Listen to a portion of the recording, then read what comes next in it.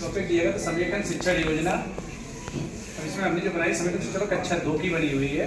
5वें दिवस में हम लोग समेकन करते हैं, जो भी हमने पहले दिन, दूसरे दिन, तीसरे दिन, जिस सप्ताह में, जैसे प्रथम सप्ताह में दिखाया तो प्रथम सप्ताह में पहले दिन, दूसरे दिन, तीसरे दिन जो भी उद्देश्य हमने लिए उन उद्देश्यों को एक साथ यानी कि हम कैसे तीनों शिक्षण समझाएं, एक साथ हम कैसे बच्चों को समझाएं कि बच्चे ने कितना सीख लिया है।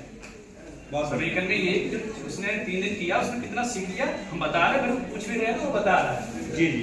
तो इसमें दिया पहला उद्देश्य है पहले सप्ताह में कि 1 से 9 तक की गिनती का आप उसे कैसे ज्ञान कराएंगे, बच्चा लिखना और पढ़ना सीख जाता है।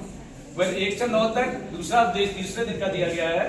1 से 9 तक को जो संख्याएं दी गई हैं उनमें आगे पीछे की संख्या का ज्ञान कराना और बच्चे ने सीख लिया कि नहीं सीख लिया, इससे संबंधित हम बहुत अभ्यास जो हम वहाँ उस समय करवाएंगे वो दे देते हैं और 3 तरह से करवा देते हैं। पहले है कि हम गलती बातचीत के द्वारा हम बोल देते हैं, जैसे 1 से 9 तक की संख्याओं का ज्ञान हमें कराना है तो कभी तो हम बोल रहे हैं अपने एक कहानी के तौर पर बोल दिया, बता दिया उसको कि 1 से 9 तक ज़्यादातर आप जो बच्चे आ रहे हैं वो 1 से 9 तक की गिनती ऑलरेडी पहले से जहाँ रहे, हमें ज़्यादा बताने की जरूरत नहीं होती। अगर हम कहते हो कोई भी एक चीज़ दिखाते बता देते कि 1 है कि 2 है 3 पहले से सीख के आ रहे हैं। तो जब हम 1 से 9 तक की गिनती पूरी उन्हें सिखा देते, कारण अब मेरे पास जो भी उस समय वस्तु उपलब्ध है, जो भी TLM उपलब्ध है विद्यालय में, उसको दिखा के सबसे पहले है उस संख्या कार्ड भी हैं जिसमें कुछ बिंदी बनी हुई है, कुछ संख्याएं लिखी हुई है, उनको दिखाकर पूछ लेते हैं।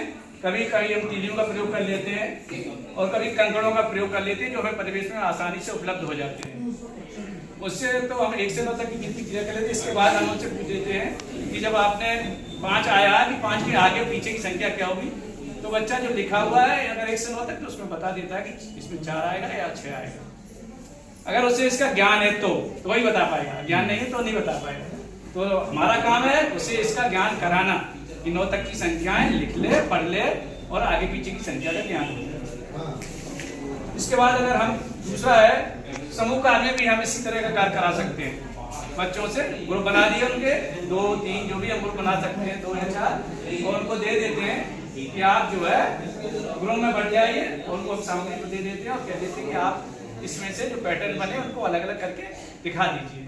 तो बच्चा ये कर लेता है। इसके बाद हम बोर्ड पर भी कुछ काम करवा सकते हैं। अगर हमने कुछ लिख दिया है या कुछ चित्र बना दिया है उसको बच्चे काउंट करके सामने संख्या से मिलाना सीख जाते हैं। इस तरह ये तीनों लिखना, पढ़ना और समझना तीनों उद्देश्य पूरे हो जाएं, पूरी ये समेकन मेरी योजना पूरी हो जाती है।